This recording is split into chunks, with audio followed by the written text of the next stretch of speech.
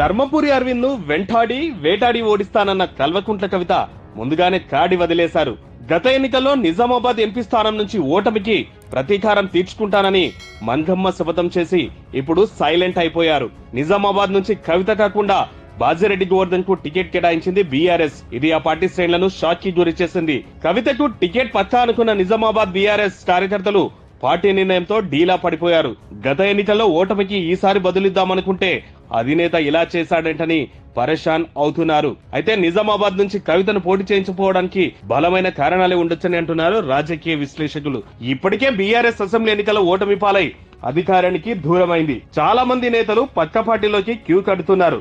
ఇలాంటి సందర్భంలో మరోసారి కవితకు నిజామాబాద్ టికెట్ ఇచ్చి ఓటమి పాలైతే పార్టీకి మరింత డ్యామేజ్ అవుతుందని కేసీఆర్ భావించారట. అదిగాక గత ఎన్నికల్లో అధికారంలో ఉన్నప్పుడే కవితను గెలిపించుకోలేకపోయామని ఇప్పుడు ప్రతిపక్షంలో ఉండి రిస్క్ చేయడం ఎందుకని కేసీఆర్ ఆలోచనగా ఉండొచ్చని కూడా చెబుతున్నారు. అసెంబ్లీ ఎన్నికల్లో నిజామాబాద్ లో బీఆర్ఎస్ కు ఆశించిన ఫలితాలు రాలేదు. పైగా బీజేపీ ఏకంగా 3 సీట్లు గెలుచుకుంది. మోడీ మేనియాతో లోక్సభ ఎన్నికల్లో బీజేపీ డ్రాప్ మరింత పెరిగే అవకాశం ఉంది. ఇన్ని సమీకరణాల మధ్య కేసీఆర్ కూతురు మరోసారి పరాజయం పాలైందంటే తనకు రాజకీయంగా మరింత నష్టం జరుగుతుందని కేసీఆర్ భావించినట్లు సమాచారం. అందుకే జిల్లా నేతలు ఎంత కోరినా కవితకు టికెట్ నిరాకరించారట. అయితే కవితను నిజామాబాద్ కాకుండా మెదక్ నుంచి పోటీ చేయించే ఆలోచనలో కేసీఆర్ ఉన్నారని, అందుకే టికెట్ ఇవ్వలేదన్న ప్రచారం కూడా జరుగుతోంది. కానీ ప్రస్తుత పరిస్థితుల్లో కవితకు ఆ సీటు కూడా ఇవ్వకపోవచ్చని సమాచారం. ముఖ్యంగా హరీష్ దీనికి ఒప్పుకోకపోవచ్చని కూడా పార్టీ శ్రేణులు అంటున్నారు.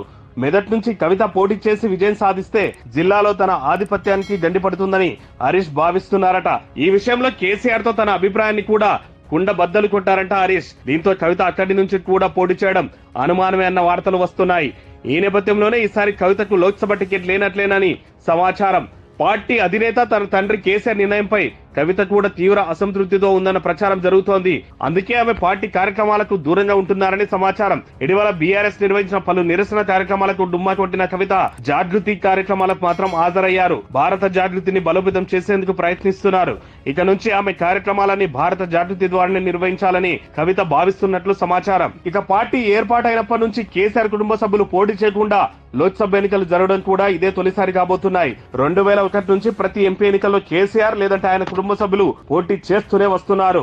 2004లో కరీంనగర్ పార్లమెంట్ నియోజకవర్గం నుంచి కేటీఆర్ పోటీ చేయగా 2009 ఎన్నికల్లో మహబూబ్నగర్ నుంచి కేసీఆర్ పోటీ చేసి గెలుపొందారు. 2014లో మెదక్ స్థానం నుంచి కేసీఆర్, నిజామాబాద్ నుంచి కవిత పోటీ చేసి విజయం సాధించారు. 2019లో మరోసారి నిజామాబాద్ నుంచి కవిత ఎంపీగా పోటీ చేసి ఓటమి పాలయ్యారు.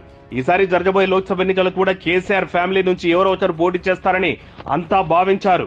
కానీ ప్రస్తుత జాబితా చూస్తే ఈసారి కేసీఆర్ కుటుంబ సభ్యులు ఎవరు పోటీ చేసే అవకాశం లేనట్లే కనిపిస్తోంది.